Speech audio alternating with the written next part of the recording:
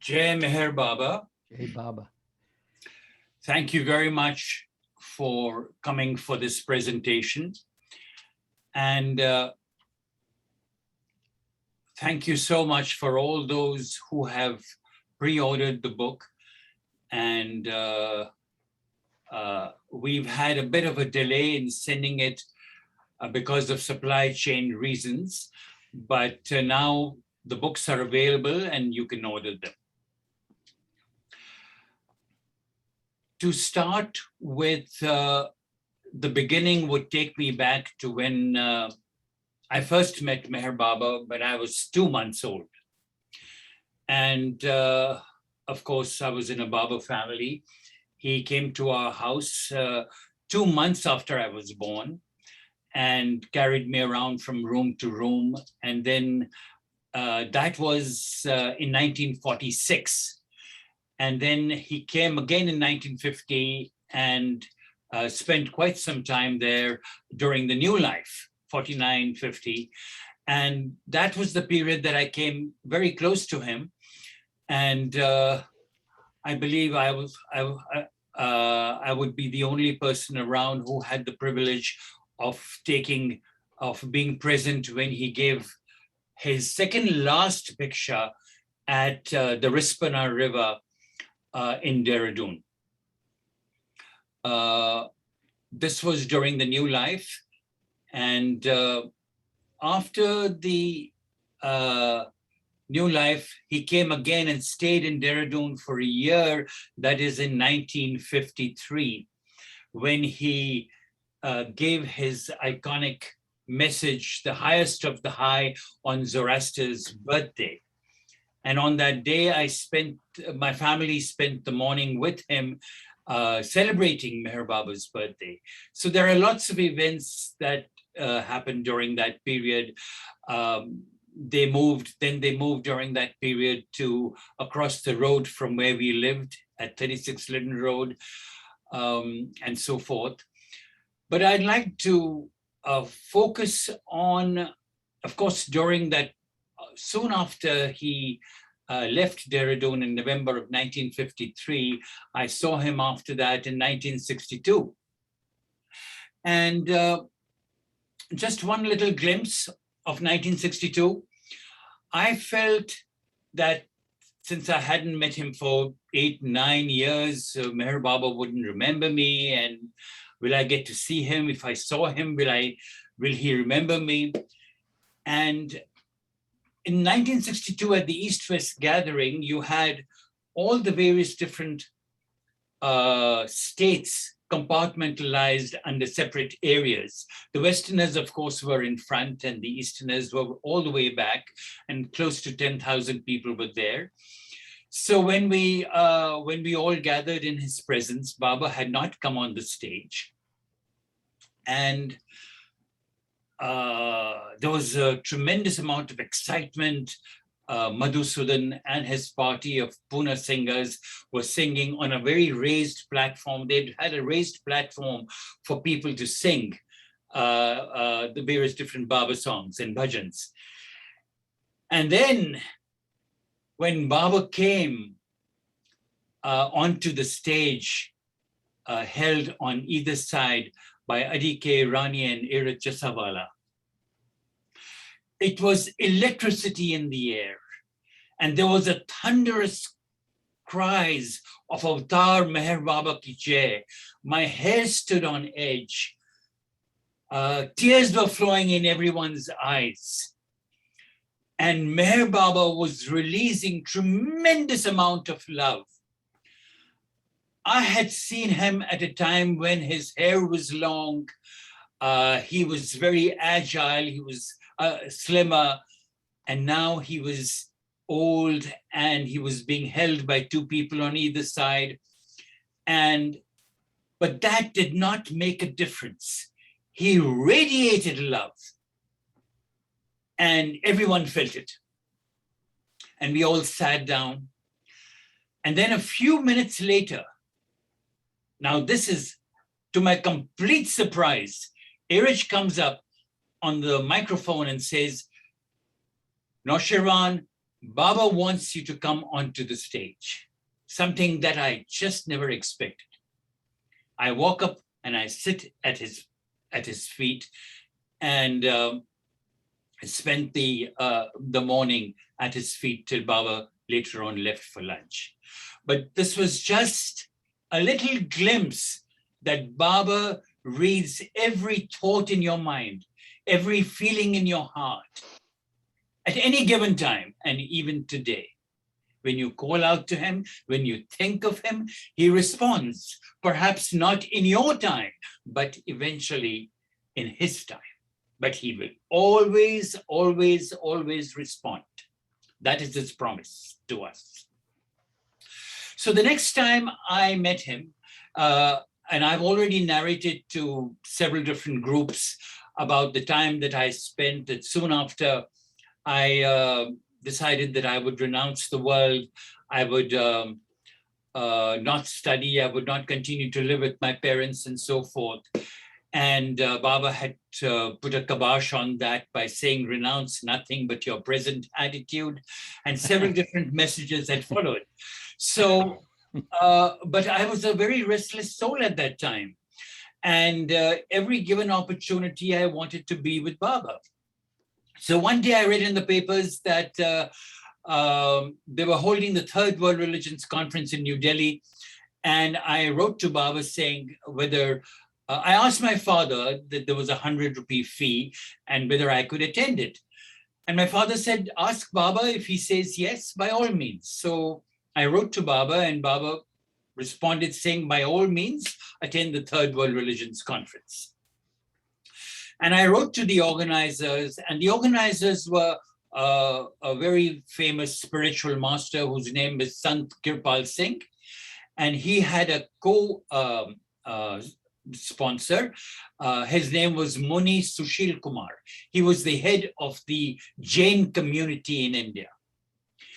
And the secretary of the conference was a man called Baron Frary von Blomberg, who was a follower of Sant Kirpal Singh. So I sent in my name.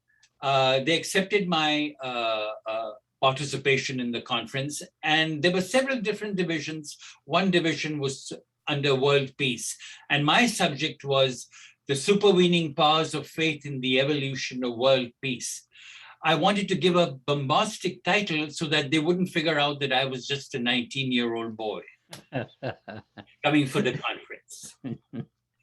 So, and there were other speakers as well who I didn't know that they were participants, Dr. C.D. Deshmukh, Abdul Majid Khan, and there were several others. So we all, I landed up in Delhi, and I was mugging up my speech, and it was a 45-minute speech. And I would say roughly there were 100,000 people in that audience at the Ramlila grounds, hundreds and thousands of people. I had not given a talk to 15 people, and here I was called upon to speak to thousands.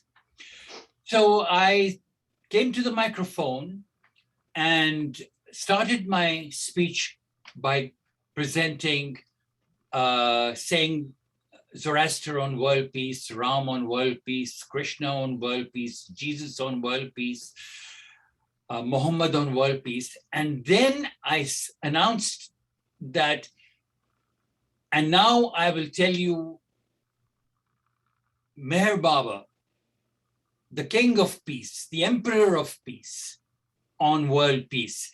And the moment I uttered these words, two men who were sitting at near my feet, they physically assaulted me and pulled me down and tried to say, sit down, sit down. And Baba, who had sent me a cable that morning, he had sent me a cable that morning saying, I am with you at the Third World Religions Conference. And at that moment, Sant Kirpal Singh turns to those two men and says, let the young man speak. and I continued speaking. But by the time I had completely forgotten my speech and I continued to speak about Meher Baba. But before that, I asked the audience, do you want me to continue speaking on Meher Baba? And they all shouted, we want Meher Baba, we want Meher Baba.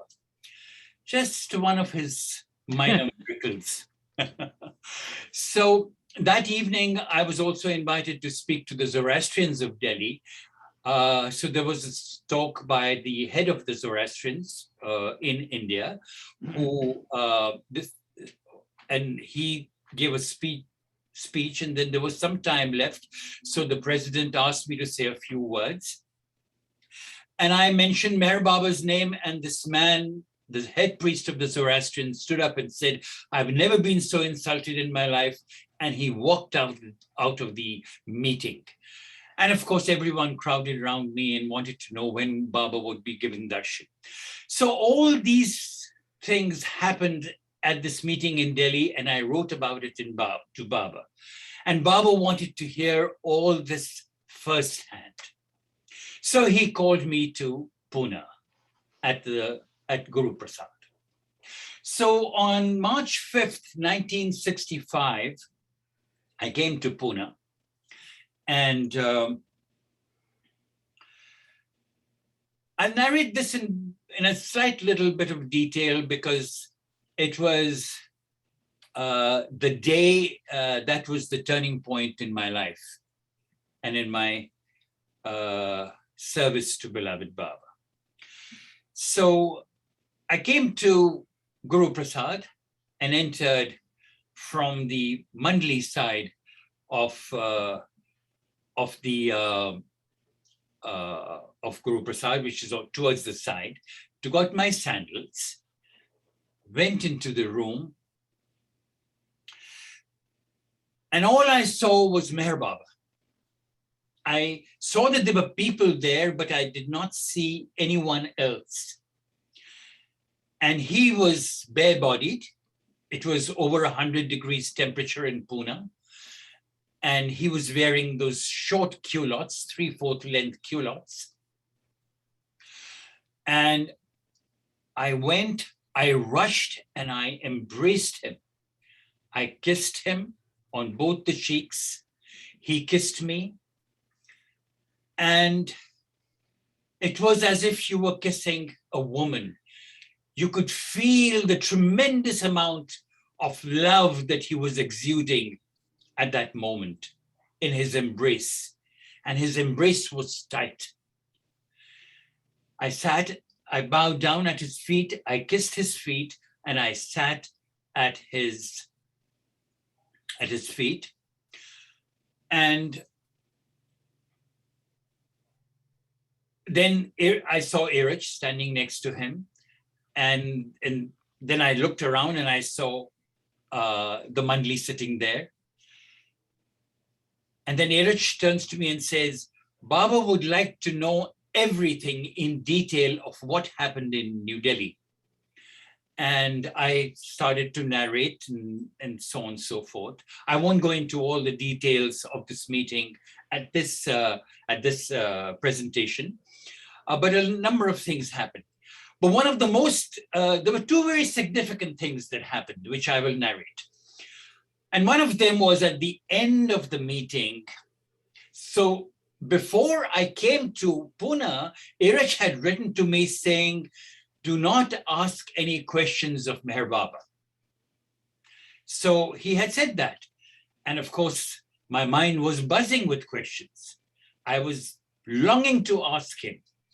So at the end of my presentation to Baba, I said, Baba, I was able to answer all the questions that I was asked both at the conference and at the Zoroastrian meeting, except one. And Baba said, and what was that question? So I said, Baba, they asked me, how can Meher Baba say that he is God in human form? And Baba, he took a deep breath and said, and it gave me the impression, what a simple question. And then he became very serious. And he turns to me and he says, Naosherwan, you are God in human form. Erich here is God in human form. Francis is God in human form. Each one of you are God in human form. I am God in human form, but I am conscious of my divinity.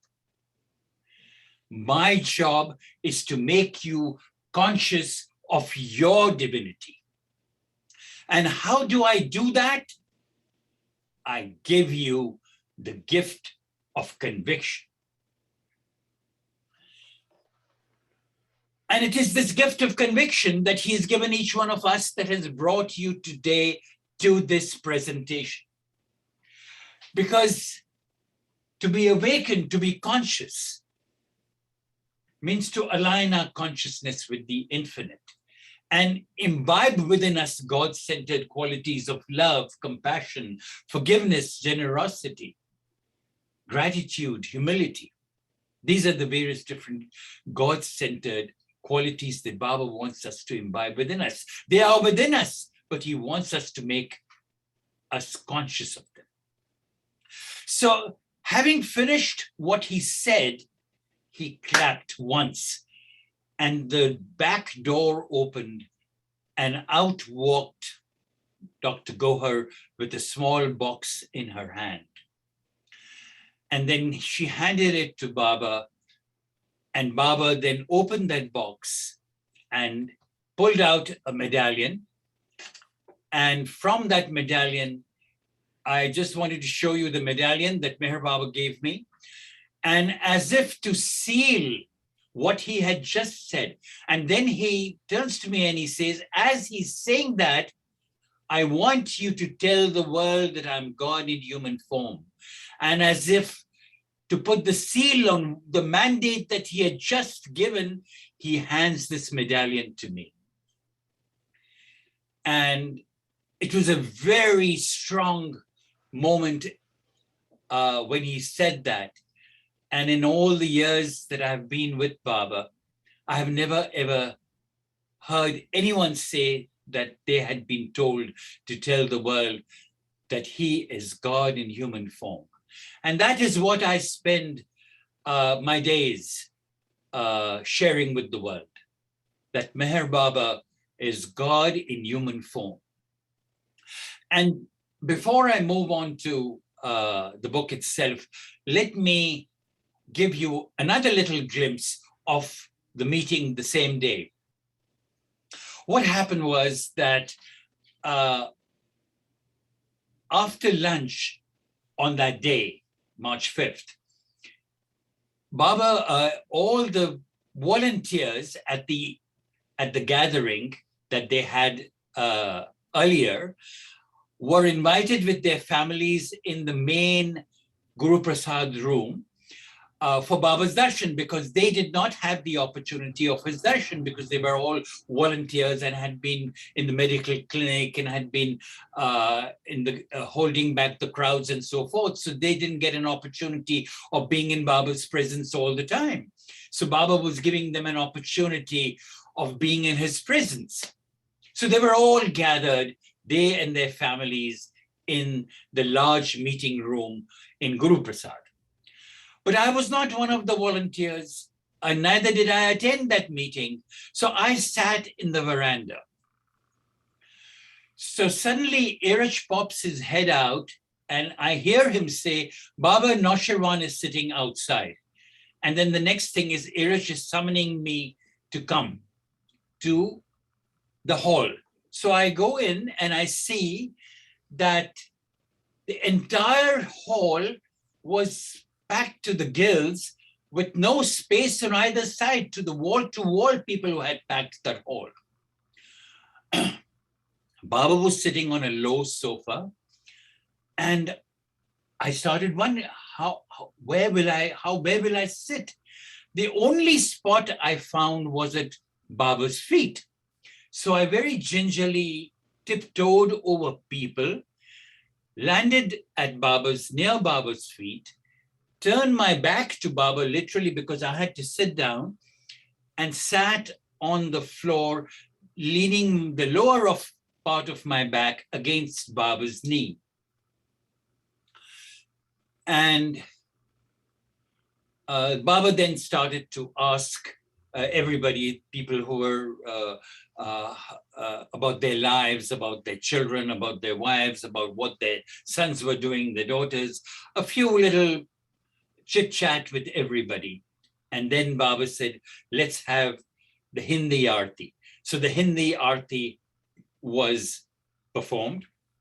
And I know the Hindi Aarti. And as I began to sing the Hindi Aarti, a few notes into the Aarti, and I began to cry uncontrollably. Uncontrollably, I began to sob. And Erich, I could see Erich's head coming towards me, but Baba put his hand and asked him to move back and let me sob. And at that moment, I was overwhelmed with tremendous love for beloved Baba, and I saw his body become larger and larger. And it was a strange feeling, and the drops of tears that fall on my hands were icy cold, as opposed to tears that are warm. And my heart was bursting with love for Baba. I tangibly experienced his love. And at that moment, Baba put his hand on my head. It's like just a tap, and I stopped sobbing. And that was just a glimpse that he gave me that has stayed with me all my life. So this was an incredible experience that I had with Baba in 1965. And of course, then 40 days before Baba dropped his body, I met him at Merazad, and his last words to me was, 3 times, his last words to me were, my time has come, my time has come, my time has come. And then I saw him in the crypt in the tomb, where I took a promise, where I promised Baba that I would write his biography, and that was The Beloved. This encapsulates my life, Jeff. Yeah, beautiful, very touching. And it gives you, all the publications and all the work, the Beloved archives, all kind of initiated by Baba with those meetings that you had with him. Almost like a mandate from Baba. Yeah. Now let me 1 second here.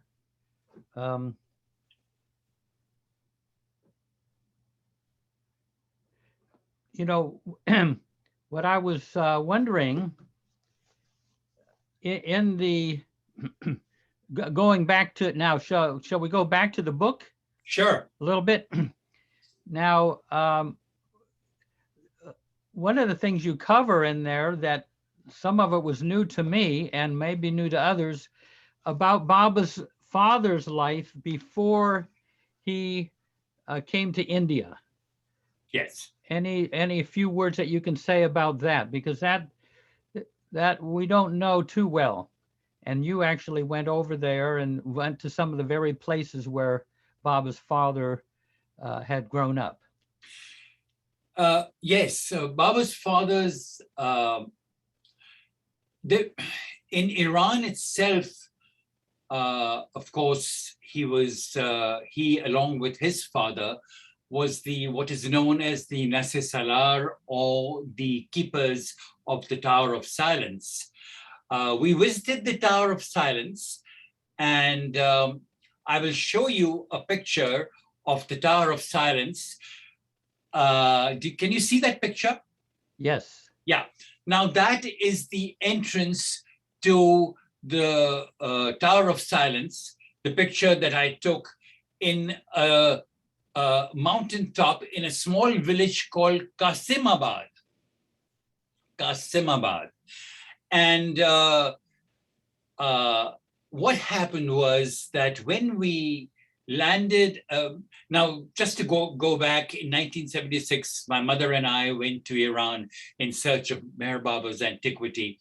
And we spent time traveling around.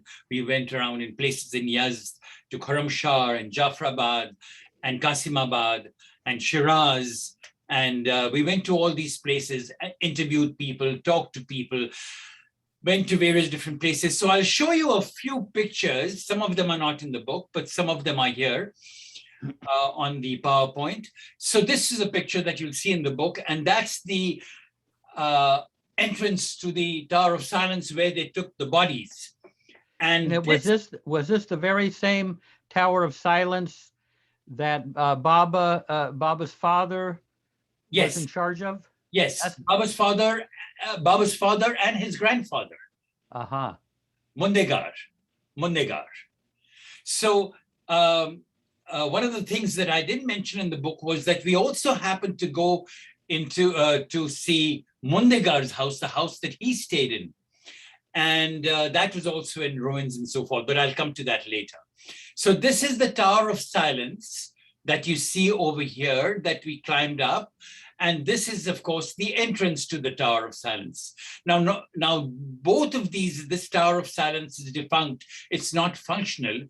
But there was another Tower of Silence, which I have not given the photograph here, which is still very active. And so when we went to Khorramshahr, we were taken to the house of Sheriar Mundegar Irani. And this is a picture of the house, Sheriar's house. That's not in the book. So this is a picture of Sheriar's house that we visited. And then this is the picture of the lady whom we met, Paridokh Irani. And she was her name was, she was Baba's nephew's wife. And I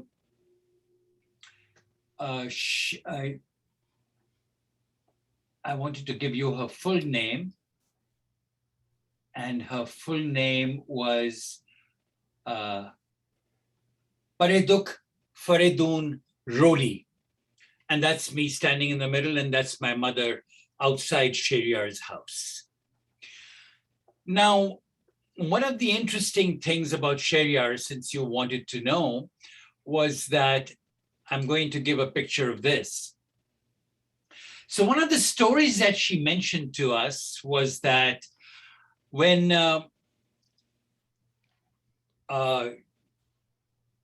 she had met Meher Baba in 1929 and had always very fondly had devoted herself to him. And one day she reached a stage where there was a tremendous amount of poverty in this village of Khorramshahr. That's the village where Meher Baba's family came from. And they had no food. They barely had any flour. So she very much wanted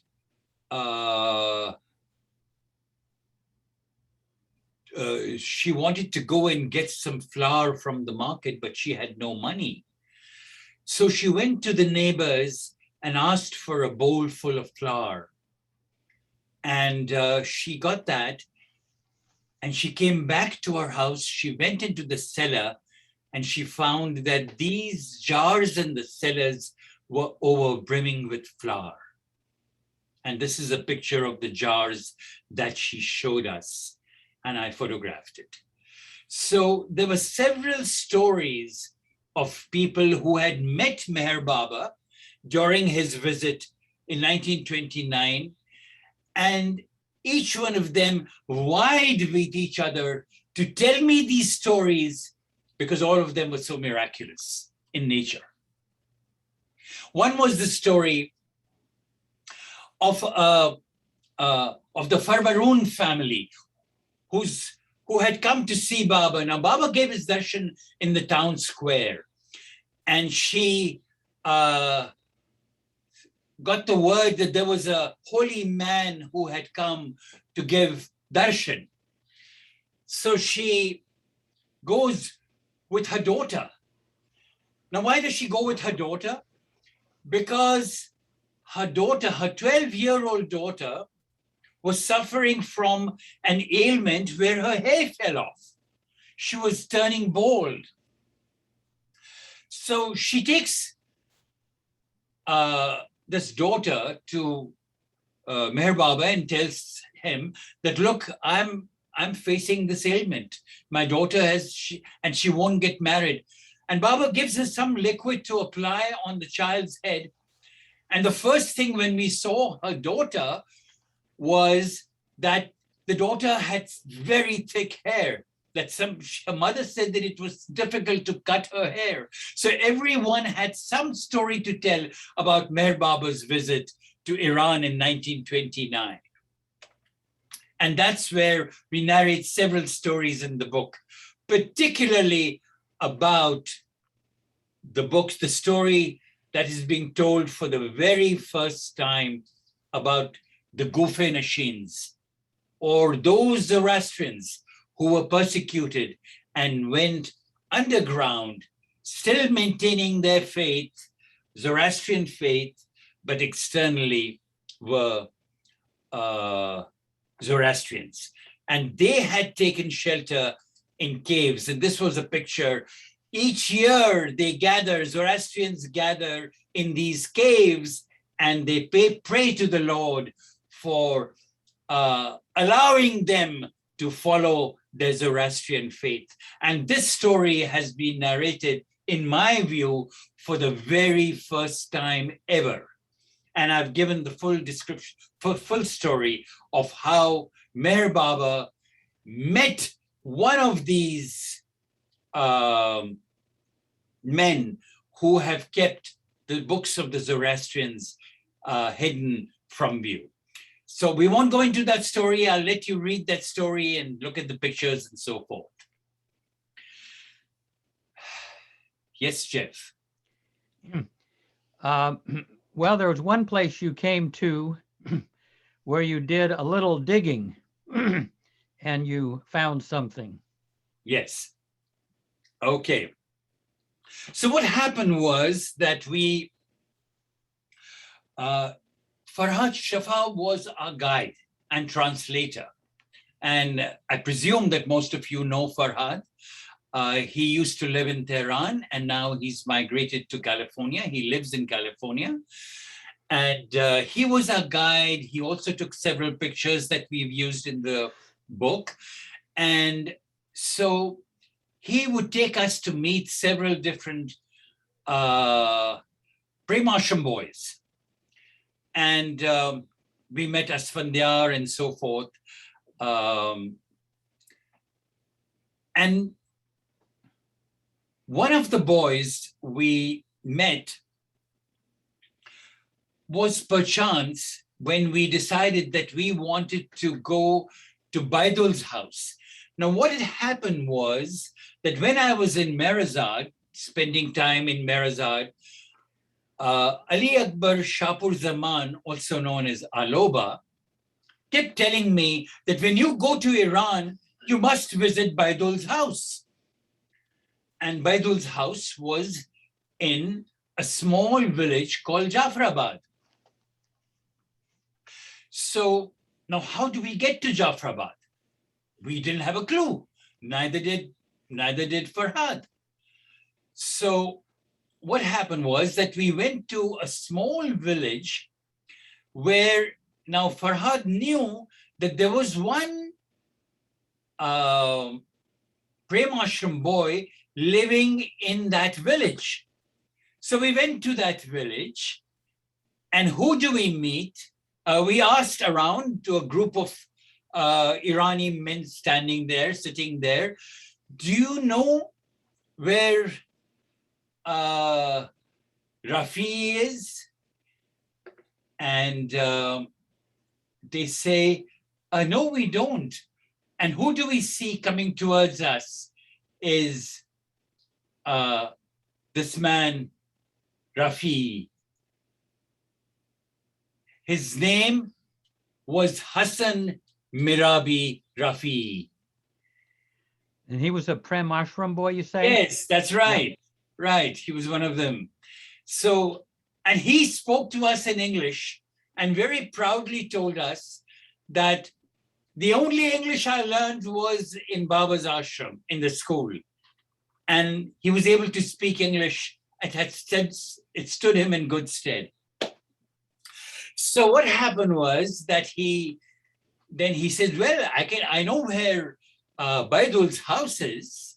Now, Aloba had told me that when you go to Baidul's house, there'll be lots of framed pictures of Baba all around, and you'll be able to see those pictures. And he had enthusiastically told us that we should visit Baidul's house in Jafrabad. So Hassan Mirabi told us that, look, it's a distance away and we'll have to take a taxi. So we took our taxi and we headed for Jafrabad. And when we came to Jafrabad, the taxi, it got stuck in the sand, and the taxi driver threw up his hands and said he can't go any further. And we plowed through the sand. My mother was wearing a sari and she came with, she'd come with me. So the four of us plowed through the sand, plodded through the sand and reached the entrance of Jafrabad. Now, Jafrabad was a village that had been abandoned. There was no one there because there was no water. And every 2 weeks, the government used to send a water container to take care of 3 people who lived there. And who were these 3 people? They were Ardeshar Yazdani, his wife, and a very old lady whose name was Wahabid Shirmardi. And here is a picture of them in Jafrabad. Now, they had met Meher Baba in 1929, and this man goes into his house and pulls out this calendar, which was in Persian, and showed us this picture of Meher Baba, displayed it to us very proudly, and allowed us to photograph it. And this photograph was taken by Farhad Shafa. Now, this is the entrance. So we were walking through these colonnaded archways through Jafrabad. And the first thought that came to my mind was, Baba must have walked in Jafrabad on this very path that I'm walking on. And my thoughts also went, strangely enough, to Jesus and Jerusalem, because I had been to Jerusalem, and these were some of the kind of places that you would see there. And I thought to myself, I must photograph this because this looks so much like the place that Jesus may have walked in. And then in the later years, Meher Baba himself.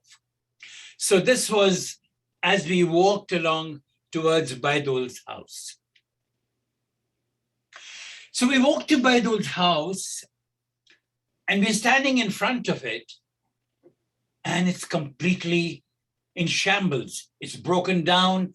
There are, except for 4 walls, which are also broken, the roof had caved in, and the door was barred with a kind of a jamb. So I pushed that jamb and went in. And it was all shambles, debris, bricks, no pictures of Meher Baba and Aloba had said. The only thing we found was slates everywhere. Now, this place, this school, this house of Baidul had been a school which was run by Baidul in the early years for Irani boys. This school was financed by Merwan Irani's mother, and it was run by Baidul. So there were pieces of slate everywhere, of course. And I picked up a bottle of oil as a souvenir because that was the only thing that I saw there. And I said, oh dear. Aloba said there'll be pictures. I clicked around, I looked around. It was a small room. And nothing there, nothing. Except in Persian was written on one wall, Hazrat Meher Baba in Persian with a chalk. That was the only way to know that this was a place associated with Meher Baba. So looked around, kicked here, kicked the rubble, nothing. As we were about to leave, I see a trap door, completely buried in the sand. Only a few inches of the trap door could be seen. So I quickly go to that. I pulled the sand and the debris and tried to wedge the trap door open. So I pulled with all my strength. And finally, I was able to loosen the trap door. And my mother started shouting at me, don't put your hand in there. There might be scorpions. Don't put your hand. Don't put your hand. But I was undeterred. I pulled the trap door and the door opened. And all I see was sand in it. There was nothing but sand. And here is a picture of me with the open trap door. And I looked, I put my hand in. So what I did was very gingerly, I moved the sand to make sure there were no scorpions. And then my hand touched some paper. And I got extremely excited while Farhad took this picture of me. I got very excited and pulled out and gradually pulled out from this niche letters and photographs that had been preserved there for 47 years. And then I showed the letter to Farhad, who read it, and it was a letter from Rao Sahib to Baidul, telling him that Baba was going to come to Iran. And that letter has been reproduced in the book. And the photographs, so then Farhad later on said that, look, you found the original material in Iran, so please leave it in Iran. So he gave me copies of everything, including the photographs, and I brought them back to India, but the originals were kept with him. So because they were found in Iran, he wanted to keep them in Iran. And that was the story of our visit to Jafrabad. Yes, Chef. So, so then, I mean, at one point you began writing this book, and you drew from many different accounts and memoirs and diaries. Now you're basically a historian, so none of the material may be new to you, but is there anything in there that you could share or tell us about that most of us wouldn't have read previously about Baba's? This is about Baba's childhood. Yes. Manhood. Now, I'm going to ask this question to myself. what were the sources of this book? So the main source of the book was Mani Irani. Now, in 1962, she sent me a complete, several different accounts of her early life, of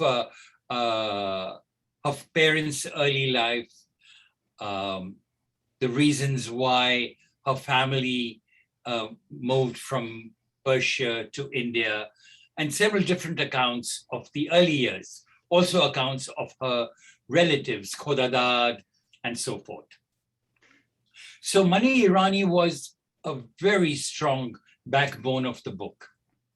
The second person who you would not have read his accounts was 6 volumes of the diaries and memoirs of Meher Baba's companion, Beli Irani. He, especially during the period when Baba was in a small hut on Ferguson Road in 1921-22 in Pune, he was the only companion with Baba. So his job during the period that they were in this hut was to write the biography of Upasti Maharaj in Gujarati, which he did, helped with by details given by Baba and so forth. And he wrote that biography, which ultimately was published in Gujarati under the title of Sakori Na Sadguru. And recently it has been published in a beautiful format in English by Sufism Reoriented, called Upasti Maharaj. So this book was his main job. But then in the later years, he decided that he was going to write the memoirs of his time with Meher Baba. Now, those were translated by various different people, and they were made available to Bhauji and to several biographers and different people who wrote about Baba's life, and snippets of them were used in Lord Meher and some of the, and the God Man and so on and so forth, and the various different biographies. I used them in the Beloved. But they had never been published in the form that they had been translated. So what I did was I was able to get the rudimentary English version of these translations, books 1 to 6. But to my chagrin, book 2 was missing. And that was the crux of Merwan's time spent in Pune. So I was very, very disappointed that I had all these various different memoirs of Beli Irani, but I never had book number 2. It was lost. So finally, I got the Gujarati. I was in at the Pilgrim Center. It's 12 o'clock. And someone sent me the Gujarati translation of book 2, saying that we had found it in the papers of someone, and here is book 2, but we haven't translated it in English, and we don't have the time, and I'm just sending you a rough copy of book 2. So I'm sitting there in the dining room of the retreat with my wife Marok, and I'm thinking aloud. I'm saying to myself, now, how do I get this translated? Should I send it to somebody in Bombay? And what should I do? When I see 2 Gujarati women walk into the dining room. So my wife, Maruk, tells me, why don't you ask them if they can help you translate this volume 2? Because I was so excited. I wanted it to be translated as quickly as I could. So I went to them and I said, do you think you can help me translate this? Like, my wife knows Gujarati, but not, this was old Gujarati, very old Gujarati. So, so the mother and the daughter, they looked at the translation and said, yes, we can help you translate, but we have a car waiting outside that will take us to Bombay. We are on our way to Bombay. So I said, oh dear. And I was kind of dejected and I went and sat back. And then a few minutes later, the lady comes to me and says, look, we will never get an opportunity of being of service to Meher Baba. We have told our car to stay somewhere here and we'll go tomorrow. So I will help you translate this. So we sat continually till 11 o'clock that night, but we hadn't finished the translation. Then again, she told her taxi driver that next day she sat again with me, so close to, 50, 60 hours. We sat and we translated this book. And that is Merwan in Pune.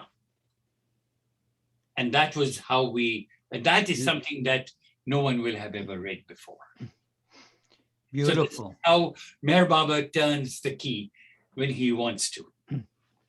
And it really, I mean, it's so wonderful. He wrote so well too, and so vividly and so naturally about being with Baba and the conversations that he remembered. And yes, it takes you right there. There was such a loyalty that Baba had to Bailey, even though Bailey was really kind of a bit of a rascal. I mean, even proclaiming himself as a rascal. Yes. What was the feeling you got about Baba's great loyalty to Bailey, even though his mother forbade him to have anything to do with him? They would have to meet on the sly. Well, I've given a little bit about, just very little about Bailey's life towards the end of the book, because people will want to know who this man was. And I have given it in his own words, where he said that Meher Baba was God and I am the devil. And that, I have committed every sin that one can think of. I've been a womanizer, a gambler, and Meher Baba tried his level best to reform me, and then eventually Baba told him not to live with his family, but to live separately. And then he moved to Hyderabad, where he lived in a home, where he wrote these diaries and memoirs. And I think we don't know what exactly happened between him and Baba, but one day he came to Baba and he moved away and never saw Baba again. But the way a lot of the Mandli felt that he was Judas, but he had done an incredible service to Meher Baba by writing these memoirs. And today we are able to read his memoirs. And Baba always protected him. Guided him. But he had to play out his sanskars. And that is what he did. He was in service of the Lord, but at the same time, he had to play out his sanskars.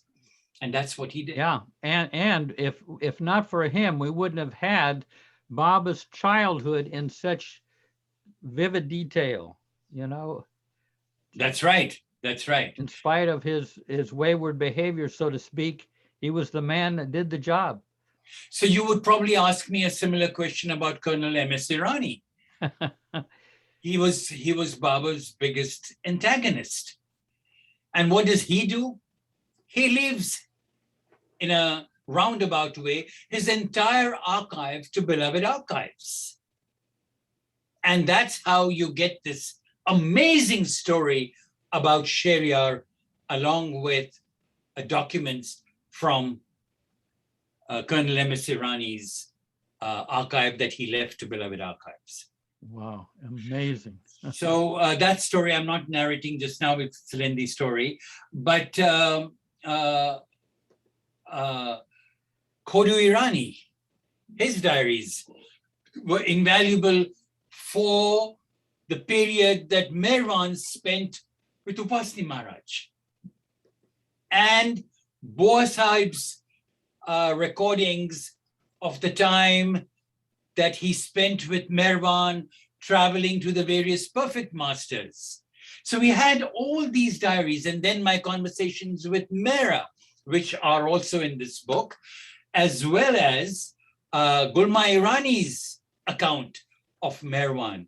So this book is strictly about Merwan from his father's birth till 1922 when Mer Baba started his Avtaric mission. And then about 5-6 pages towards the end, encapsulating Mer Baba's life. So this book ends in 1922. And so this book is everything Merwan, everything Merwan. That's the focus of this book. Now, you know, how like did you get a more of a picture of Baba's character and personality, and you know, in writing this book before he went to Babajan? I mean, how people regarded him, and what kind of feeling do you get about Baba as a teenager, as a young boy and a teenager? What, because I mean, he's very much, I mean, he doesn't know his destiny very, or you know, he gets little glimpses, but he's just living a very natural boyhood. What would you say are some of the traits and characteristics and things that would capture what Baba was like, just as in his boyhood? That's a wonderful question, for the simple reason that when I read, when I interviewed Mera, or I read Gulmai's recordings, diaries and memoirs, and I read, when I initially read all these various different memoirs that were given to me by Adi Irani and others, my first thought was that each page or each narration of a story has a spiritual lesson for each one of us. And that's where I would encourage each one of you, when you read this book, to see within the narration, within the story, spiritual lessons. Mer Baba's courage against persistent odds, his fortitude, his care and concern for his companions, his devotion to the perfect masters. Just to give you a little glimpse, when Mera saw Merwan for the first time in Upasni Maharaj's ashram, and this is Mera narrating to me, she said, Merwan came into the door and I saw him for the first time. He bowed down to Upasni Maharaj. And Upasni Maharaj turns to him and says, Merwan, sit under the tree. I will send the Darshanites and then see you later. At that moment, he again bows down. Then he bends down, bows to Maharaj. Then he goes back without turning his back to Maharaj. He goes to the door. At the threshold, he bows down and then he leaves. This was Mera's first impression of Merwan. And this is what I've tried to convey in this book. Then his love of animals, his journey meticulously narrated by his boyhood companions and family members and later disciples who lived with him. So this book is brimming with anecdotes and his early teachings. Then one of the strangest, a story that probably none of you have ever read before, was the temptation that Merwan faced when a man insisted that he have sex with a prostitute, and how he was able to get away from that awkward situation. And this is another story of Merwan's resoluteness in the face of increasing odds. And that man who tried to get him involved with a prostitute wound up having the highest regard for him, because he just saw that this is an unusual young man. Yes, he was putting and even the prostitute had the highest regard for Baba and his character. Right.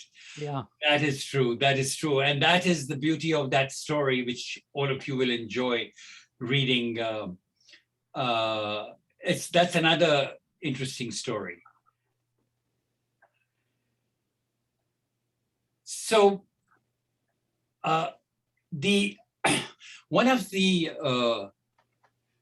factors that I want to emphasize again and again is that none of the material in this book that I have documented has been fictionalized in any way or has been dramatized in any way. This is from the original sources, and that is why when you read this book, you will find probably you'll probably get bugged by the fact that I have put the sources to everything that I have mentioned and narrated in this book. This is the source from where I got this. So none of it has been dramatized or fictionalized or exaggerated, but it is exactly the way that posterity will read it, that you will read it and that posterity will read this. Did you have any other photographs you wanted to show us? Or did you I can show you this picture. This picture appears in the book as well as on the back of the book in a silhouetted format. But this picture is of 1894, when Baba was born, and this is the picture of the Sassoon Hospital. So what had happened was that one day, there's a story behind each picture. One day, a woman walked into the Air India office where I was working in the public relations office. She had a cloth satchel on her shoulder, and she came to me and she said that she's the great-great-granddaughter of Raja Deen Dayal.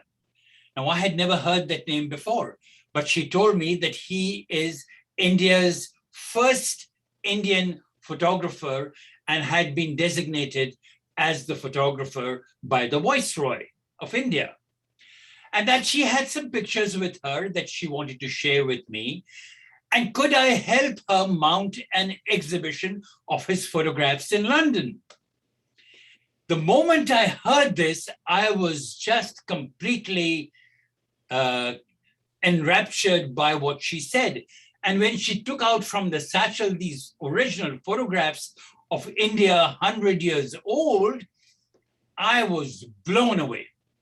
I immediately said that I will make every effort to mount this exhibition in London.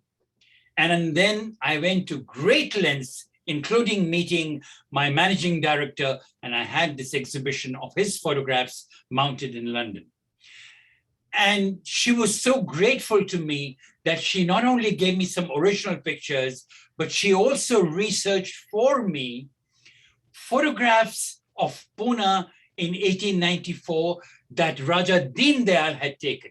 So I don't have all the pictures. I do have them in the archives, several pictures of Pune, of the Bund Gardens, the way it looked in 1894 and so forth. But this is the picture of the Sassoon Hospital in 1894. So that was an interesting picture. Talking of pictures, this is the Agyari where Meher Baba's Naujot was conducted. Naujot is the thread ceremony or the baptism, as we call them. And this is also the Agyari where Meher Baba used to tutor one of the people who came to him to learn the Persian language. And you'll see an entire account of it in the book. This picture is in the book, but the picture that I'm about to show you, this picture is not in the book.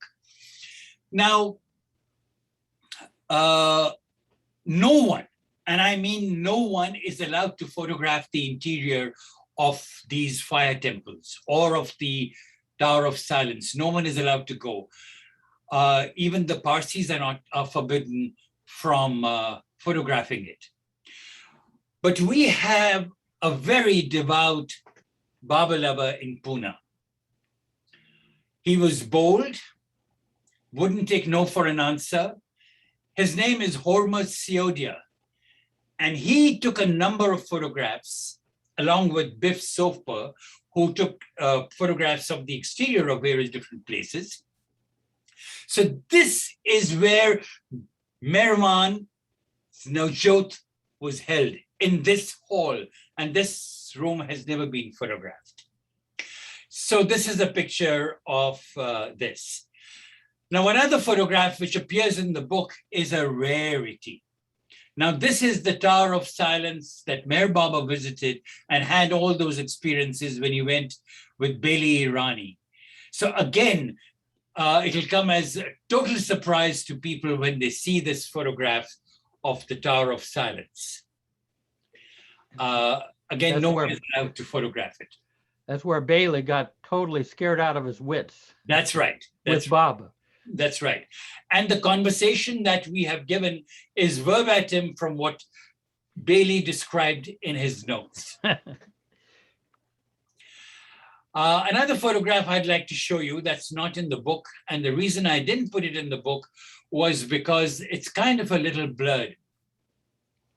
After Babajan dropped her body, the organization that followed Babajan were very poor. They couldn't afford a tomb for her. So there was just a little tomb that was constructed for Babajan.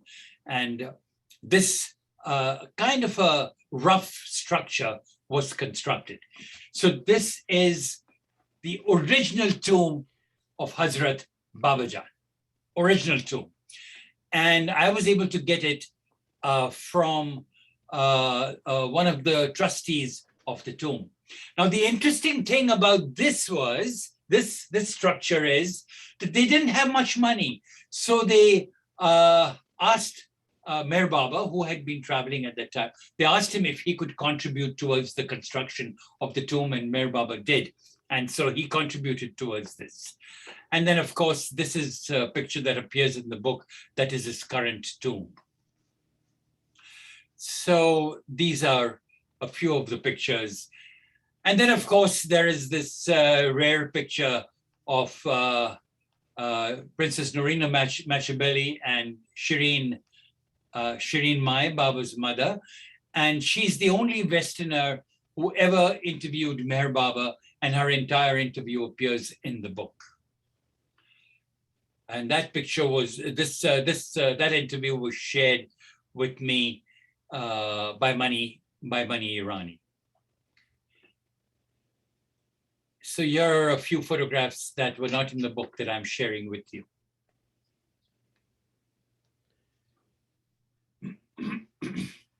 Go ahead, Jeff, for any questions or anybody else. Well, you know what? Let's open it to anybody there who would, if you raise your hand, Prakash will call on you. If anyone else has any questions, feel free.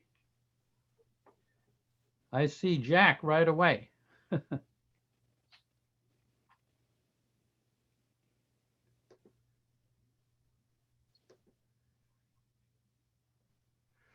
Oh, how about see if Prakash can to end the screen sharing, unless you intend to show more No, pictures, no, and then no, no. Yeah.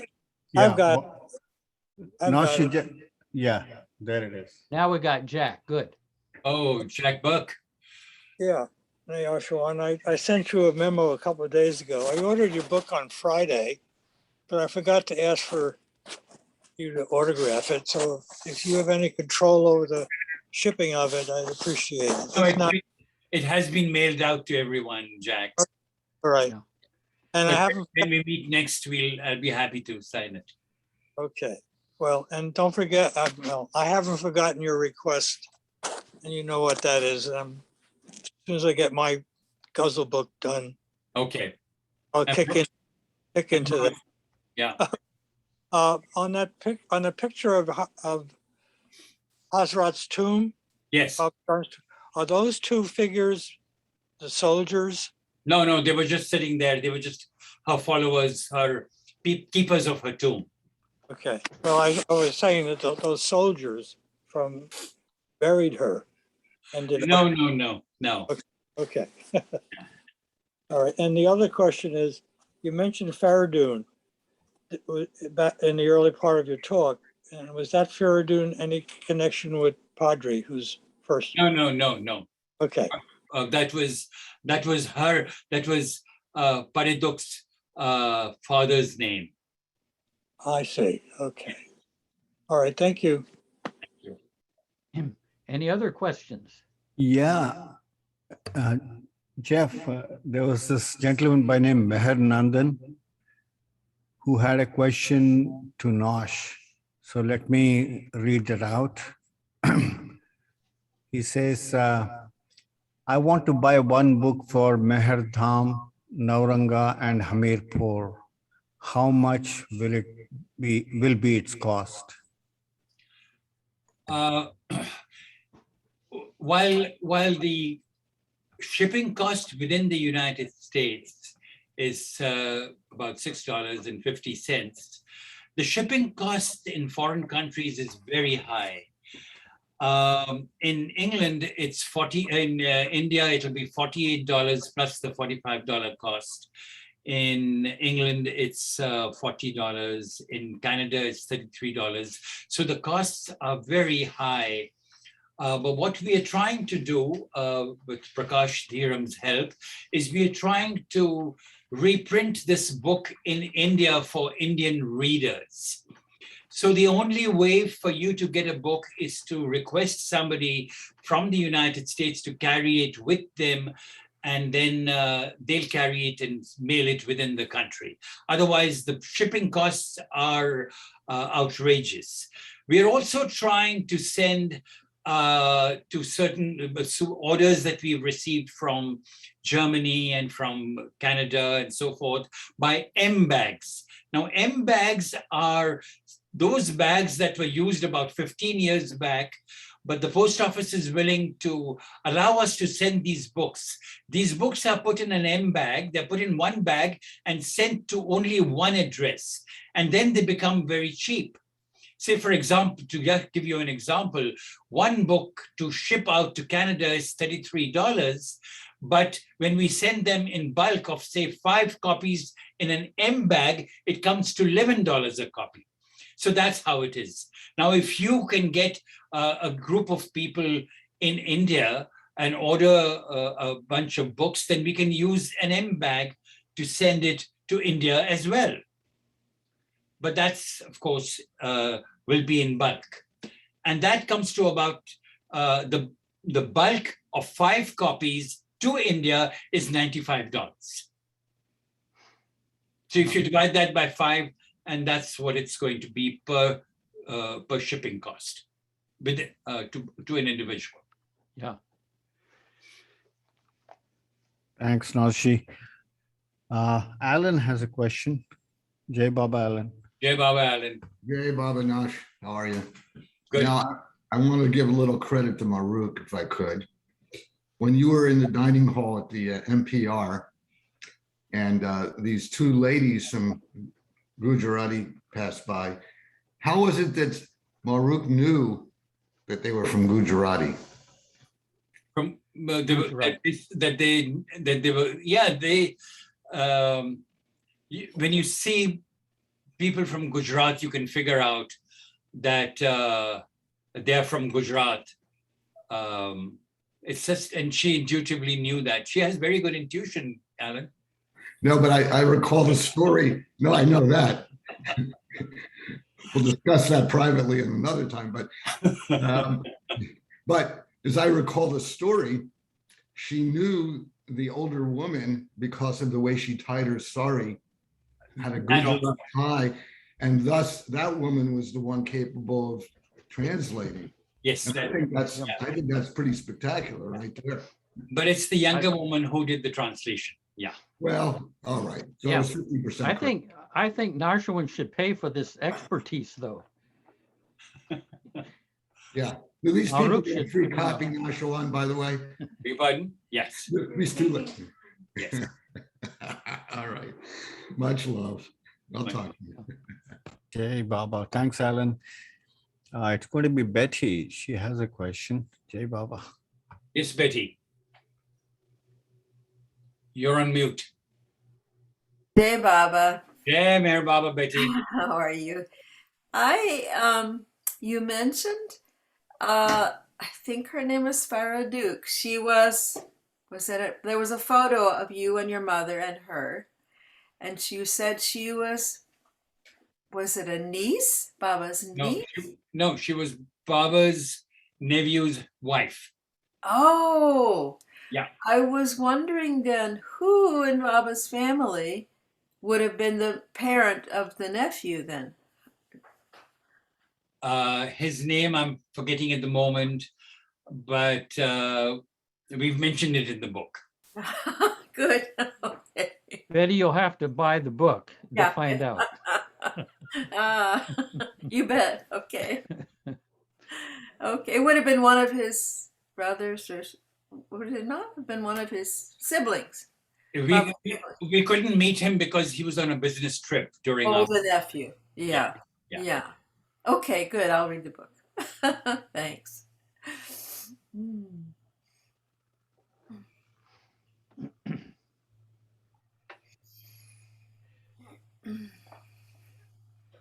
Just to ask you, any great challenges you came up with in putting this book together? I mean, real difficulties that you hadn't anticipated, or was it just slogging through and weaving it all together? But did you run into some snafus?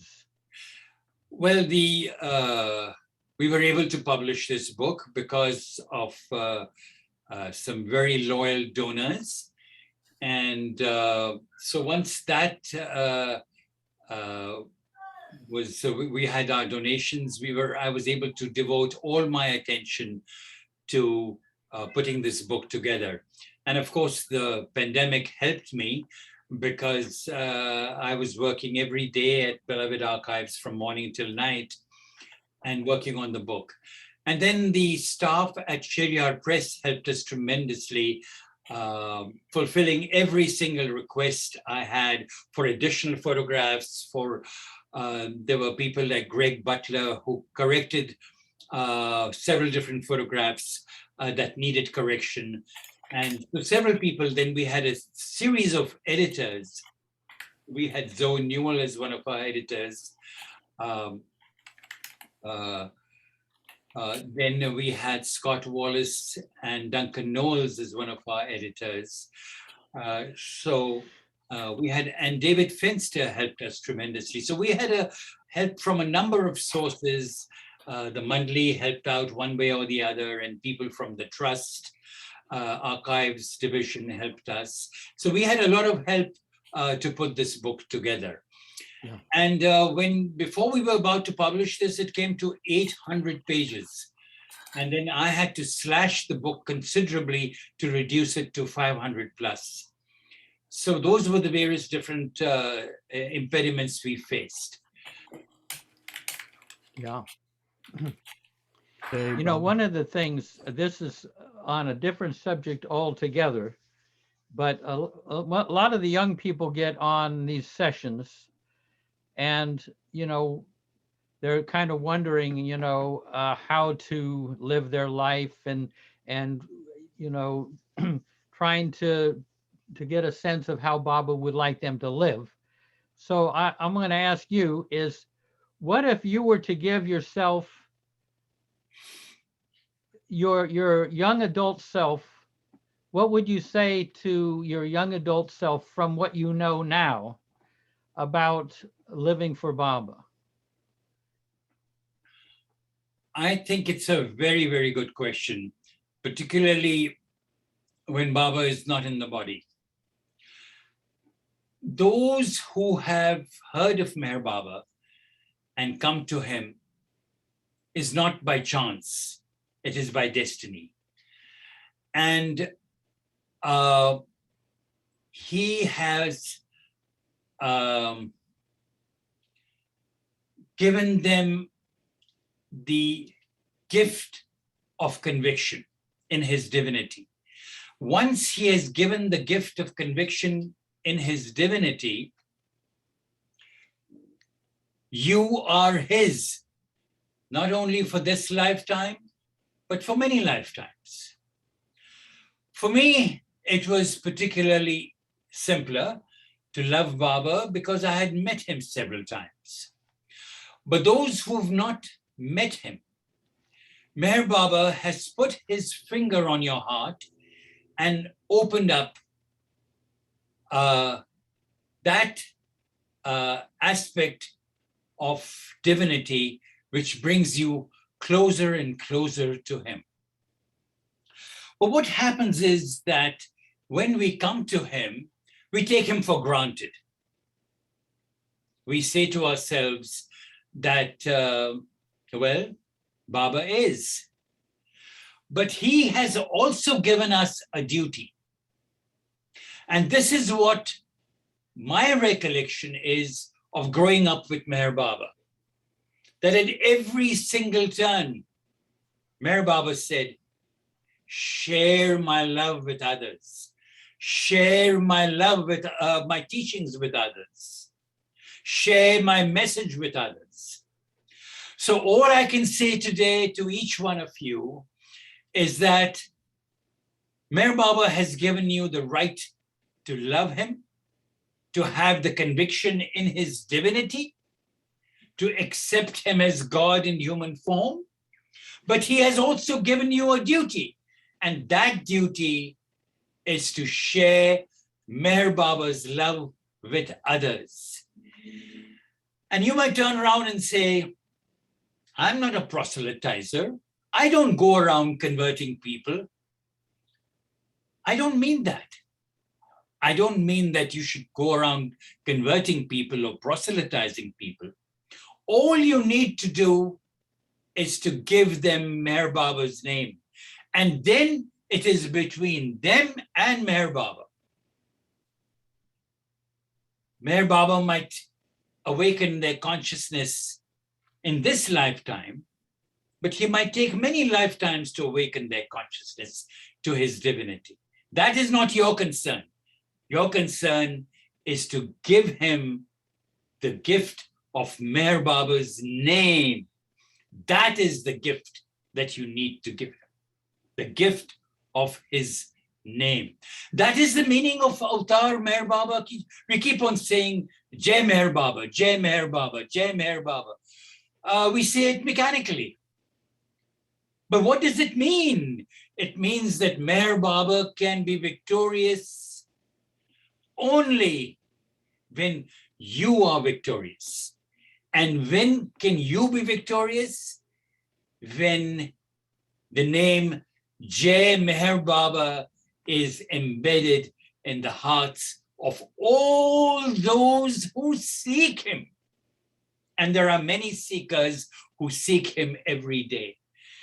So take this opportunity that Baba has given you and mention his name.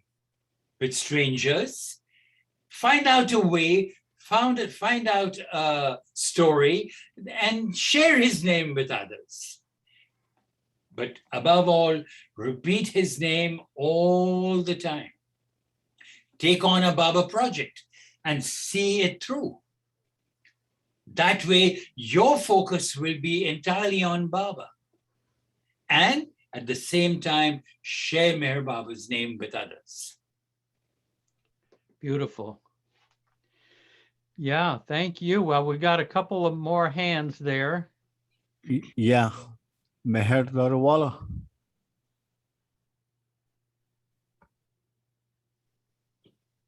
Okay. Jai Baba. Jai Meher This Baba. book, this book, do you think I will be able to get it in India on Amazon or something? No, we are trying to put it on Amazon, Mayor, but we haven't put it on. This book came out last Wednesday. We got our copies just last Wednesday. And but if you have someone who is coming from the United States to India, I can always send a copy of the book. But No, at not the moment, and we are also trying to print it in India, and that might take a little time.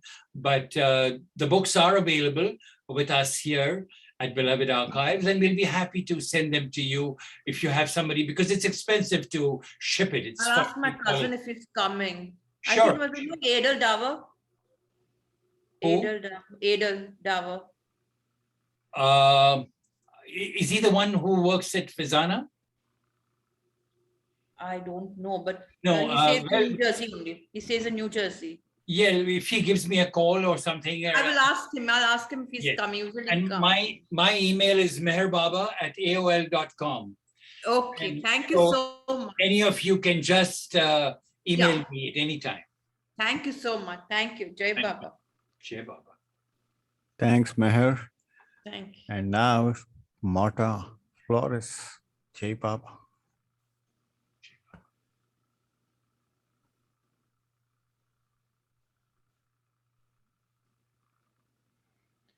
And now for a moment of silence. No. Marta, are you there? You need to unmute. Oh, Naosherwan, Baba asked you to speak of him in human form to the world. Yes. And I'm curious, I find it very intimate to speak of Baba to others. What's your opening line when you start that conversation?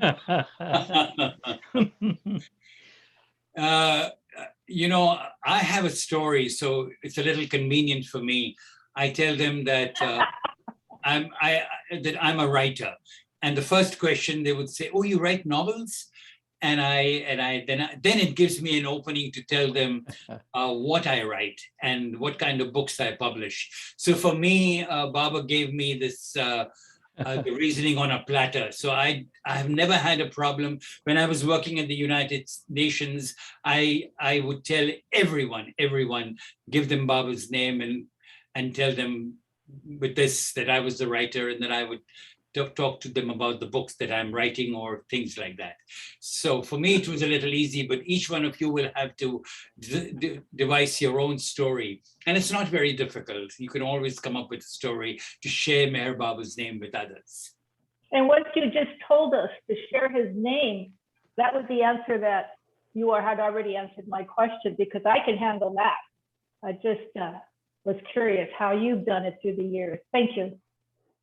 Yes, I would then go on to tell them about the same ancient one, the same as Ram, Krishna, Jesus, Muhammad, Buddha.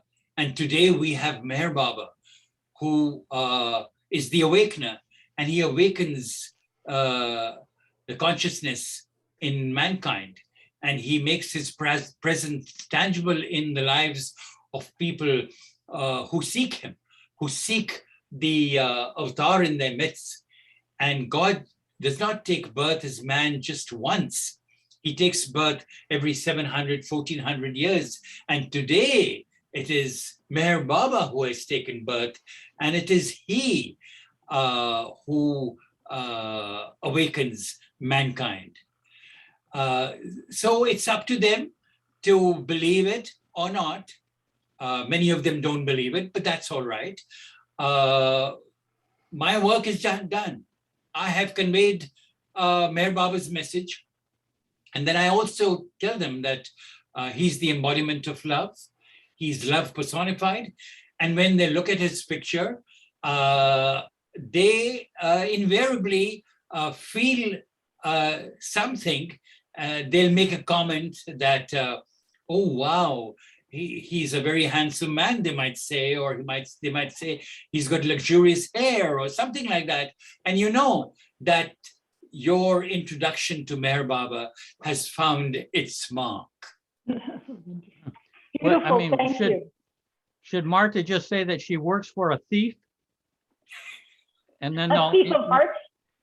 yeah, well, they'll say, you know, you work for a thief, who? And then you can tell them Oh, who the thief is. thank you, Jeff. Yeah, it works. Jai Baba. Yeah, there's, oh, Jai Shri has a question. Jai Baba, Jai Shri. Jai Baba, Jai Shri. Jai Baba. Jai Baba, Jai Jai Shri. Regarding this one, just I want to mention about my parents. My father, he used to, whomever he used to meet, he used to mention about Baba's name. How he used to mention is, first of all, I'll tell my childhood. Like in my childhood, wherever he goes and all, he used to put like Baba stickers, small ones he used to buy. Whenever he goes to, he used to go to Mehrabad, he used to buy small stickers. He used to put everywhere in the house. Even if you buy a like small pen, on pen also, like on the almirahs, like even the bicycle also, he used to put like that. That is that making us to remember him always. Yes. That's all. But sometimes people used to comment on that. But he says, this is my intention of wherever you go, you see everywhere you should see his face so that you always remember and you take his name. That is my childhood. And like that, so many incidents happened in my childhood. But other thing is like whoever like used to meet, he used to subscribe even if they are willing or not, just for the beloved Baba book. That is where he used to write that articles also he used to write in that magazine that in India, that beloved Baba, one or that book, it was that editor, you used to be like M.R.K. Sharma Garu. Now I think that has changed as Mallikarjun Rao Garu. That for that book he used to write it, and just every annual like he used to subscribe for them also. Whoever mentioned that sometimes if they ask about the book, or sometimes seeing in the picture also they used to ask. Instead of giving that book itself, or instead of just mentioning about that, he used to subscribe for them for that book, taking their address. He used to do that. Then sometimes we used to ask whether they read it or not, why you are subscribing for them. He used to say, let it be, whether read it or not. If they see the book, one day they'll open the book. That's what his answer was. Second thing about my mother, he used to wear this ring. This is in memory of my mother. This is the ring. This ring, because whomever he sees, they used to see the ring, and they used to ask about the picture.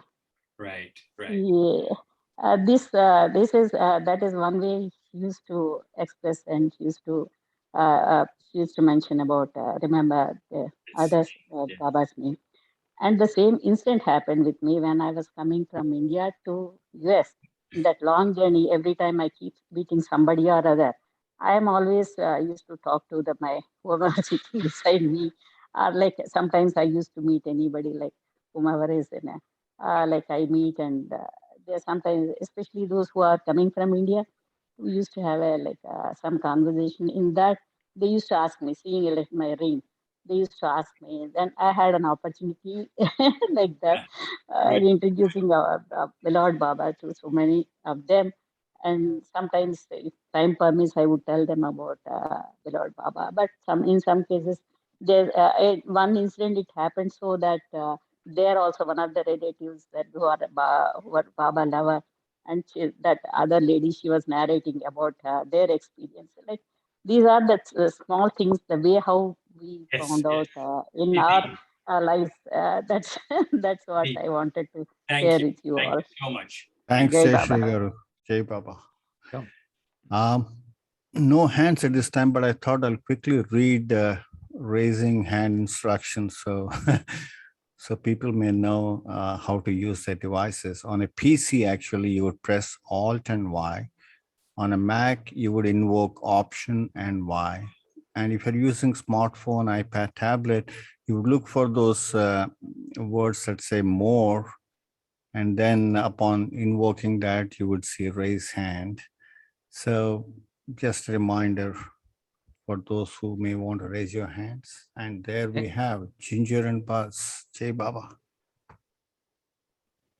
I just wanted to show you, Hey, we have a very, hey, Jai Baba. We have a very easy opening for people asking who Mayor Baba is too. Let's see if you can see. Wonderful. Yeah. People say, who is that? Is that Jesus? And we say, yes, it's Mayor Baba now. So, Jai Baba. Good.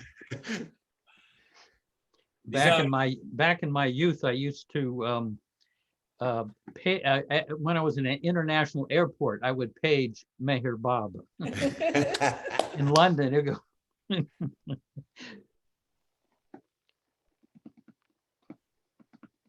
Buzz, tell them about your friend, the way you met your friend, your good friend, with your T-shirt. Yeah. Yes, my friend, Avtar Bansal. We both worked for the city of Tracy in California, and I had just spent a wonderful 6 weeks working in Marizad under Mani's direction, pruning trees and stuff. And so evidently while I was there, I bought a T-shirt and it said Avatar's Abode or Avatar Mayor Baba. So I wore that to my first day back at work. And I was talking to somebody and somebody came up behind me and just jabbed my shoulder and said, why do you have my name on your shirt? I didn't, it said Avatar, but his name was Avtar. So anyway, he got to know all about Baba. That was 30 years ago. They're the most wonderful family. We just visited with them in California a couple of weeks ago. So anyway, it was Beautiful. really fun. Baba gives those opportunities. It's just wonderful. So, Naosherwan, do you have possibly like a final reading that we could, and then have a few moments of silence, Okay. unless there are any other questions? If you can't figure out how to get on, you can raise your hand. We'll be able to see you. If you're Now, the easiest way would be to unmute and then just speak out. Yeah.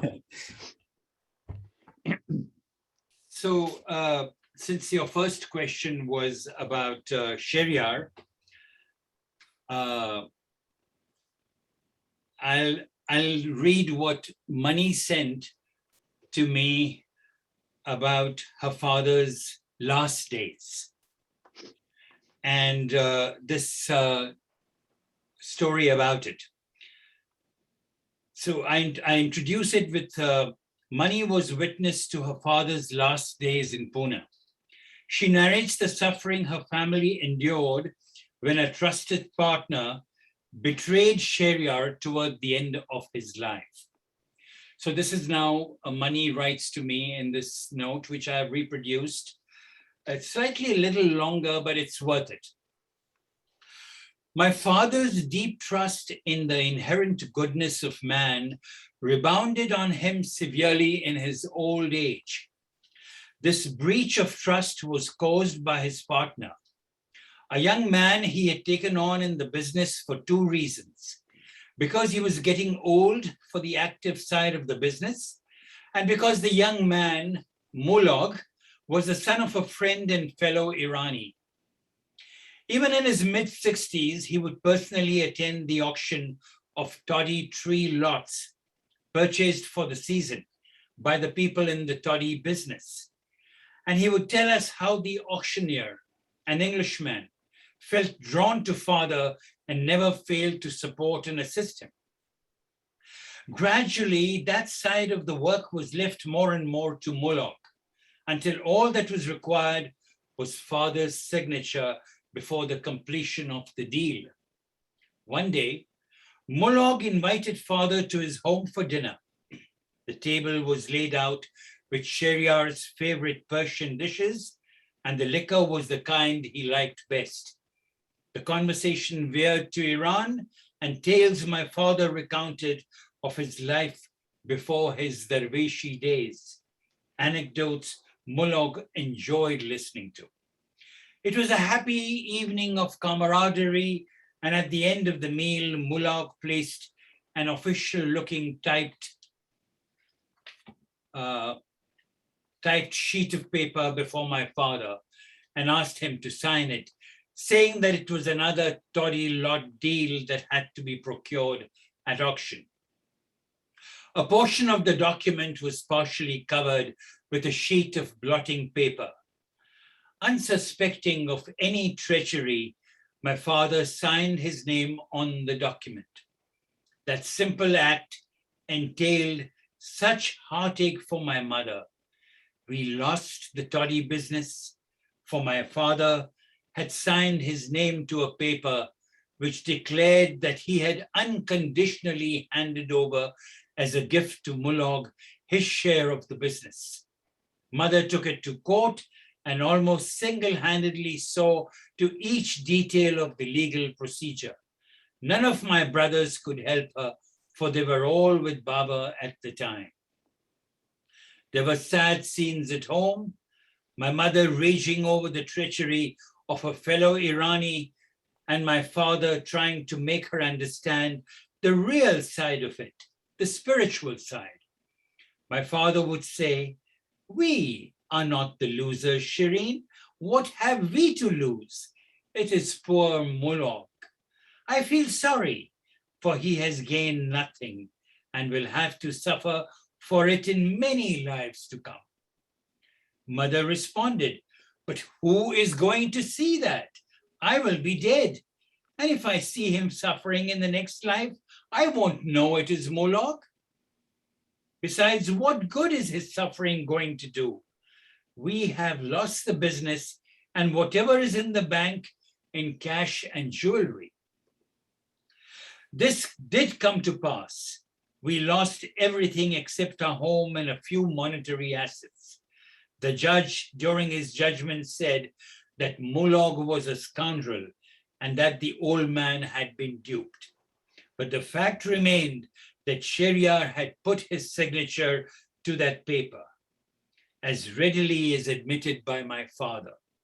When it was all over, father sent a message to Mulog through a friend saying, "I forgive you fully. Someday you might want to ask my forgiveness and would not be able to do so, for I am an old man and would be dead by then. So remember, you will not need my forgiveness, for I have forgiven you completely. It is simply a matter between you and God." And now there's a postscript to this story. In 1960, when Meher Baba was in Guru Prasad, Mulog's wife came to him and, falling at Baba's feet, sobbed and asked for forgiveness from Sheriar and God that her husband had been craving for during the last years of his life.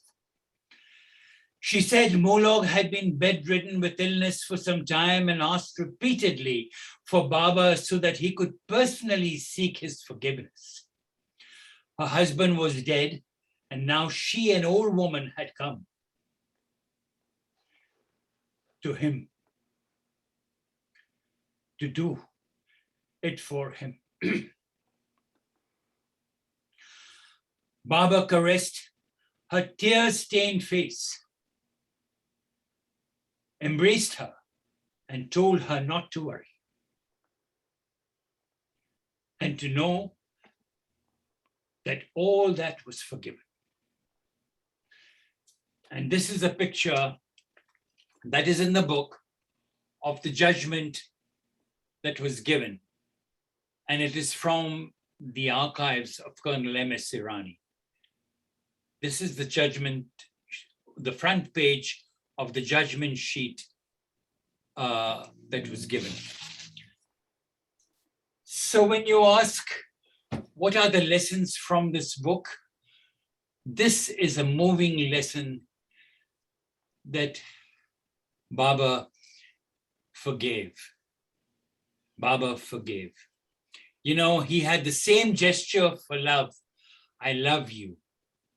And Baba had the same gesture. I forgive you. I forgive you. So this is what Baba has taught us in myriad different ways, that he loves us, but at the same time, he forgives us as well. Well, Yeah, Baba. let's have a few moments of silence before we go on.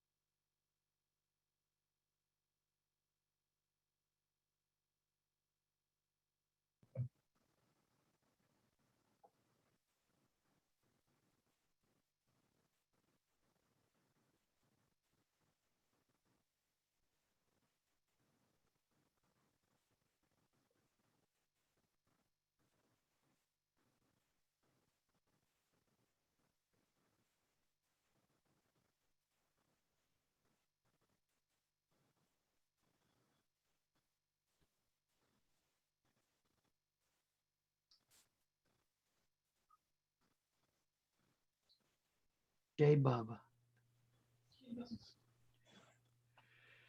Jai Baba Naosherwan, thank you. That was beautiful. What a feast. So beautifully you shared the book and so much more. Thank you, Naosherwan. Thank you. Wow. Naosherwan, thank you so much. Enjoyed it. Thank you, Naosherwan. Your beautiful Thank talk, you, Jeff. your sharing, And thank you, and I Prakash. can't wait to read the book. Thank you. Thank you, Yeah. Naosherwan. Thank you, Naosherwan. Hey, Baba. Thank you, Jai Naosherwan Baba, ji. Thank everyone. you, Naosherwan. Thank Jai you. Baba. Yeah. Jai Jai Baba. Baba, thank you. Baba. Jai Baba. Jai Baba Naosherwan. Naosherwan. Jai Meher Baba. Jai Baba. Jai Meher Baba. Thank you, Sam and Margaret, too. Jai Baba. Jai Meher Baba. Jai Baba. Thank you. Wow. Lovely. Jai Baba, thank you for the wonderful presentation. Yeah. Jai Meher Baba. Jai Meher Baba. I'm gonna go. Okay. Yep. Jai Baba Naosherwan. Jai Baba Jeff. Jai Baba. Jai Baba Prakash. Jai Jeff. Baba. Yeah, Jai Baba. Wonderful. Jai Shri. Thank you. Thank you, Prakash. Naosherwan, Peter and Ursula, great to see you. Jai Baba. Wow. We're still above ground. No, Nosh, how soon will we get the book? They've been mailed out to everyone. Okay. So it takes about, because it's a media mail, you should get it within 7 days. Okay, and yours, It was mailed out on Wednesday. okay, and it was signed by you, I hope? If you asked for it, yes. But Oh dear. Oh. that's a clue. I didn't know I was Wow. supposed to ask for it. I thought before a certain date you were going to sign all of them, so. no, because the books was sent by the binders to the printing press. Oh, And in order for them to send it to me, it's £2.50 each book. oh, I see. So it was, so only I kept only those books that had asked me to sign, which I have. But go her, I'll be happy to do it anytime. We'll just have to meet for you to do that, that's all. Well, we That's just have to find out when Naosherwan and Maruk are in Myrtle Beach, and then That's right. everybody can descend upon the center. That's right, with their copies. Yeah, bring your books with. Bring your books. Naosherwan, can I ask how long, how many years you spent on this project? I'm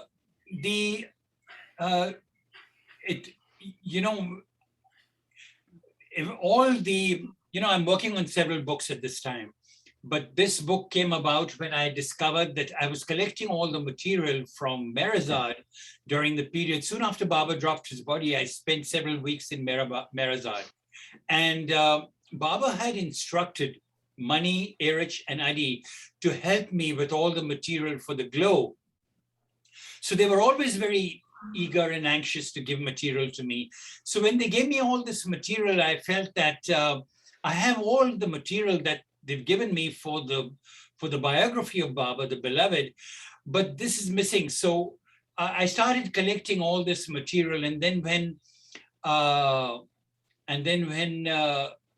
the Godhood Irani's material and Mera and all this material about Merwan came, and then when I saw Lord Mayor and I saw The God Man and other books, I realized that all this material is not there. In fact, the material that Mani had sent to me, she'd also sent it to Francis. And I realized that Francis had not included any of it in his book, in his biography, the two that he printed. So I decided then that I was going to put it together in a separate book, exclusively focused on Merwan. And then I worked towards all these years, I worked towards it. Oh, thank you. Interesting, fascinating, the whole story. You and Erwin are kind of like Baba projects personified.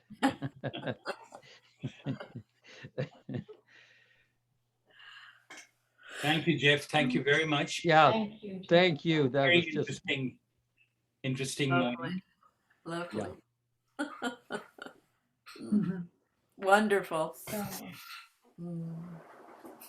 well. We better let you go and get some lunch. Yes. Okay. Okay. Thank you, Prakash. Thank you, for, Jai Baba. Yeah, Jai Baba. Prakash, thank you, and great. Thank you, Jeff. Talk Yeah. to you later. Avatar Mayor Baba Baba Ki Ki Jai. Jai. Yeah, Jai Baba.